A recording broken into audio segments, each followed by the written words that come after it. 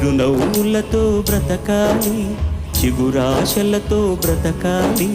చిరునవ్వులతో బ్రతకాలి, చిగురాశలతో బ్రతకాలి. అంతిమ విజయం అనివార్యమని ఆశిస్తూ నువ్వు బతకాలి. ఆశయాన్ని బ్రతికించాలి, చిరునవ్వులతో బ్రతకాలి, చిరంజీవిగా బ్రతకాలి.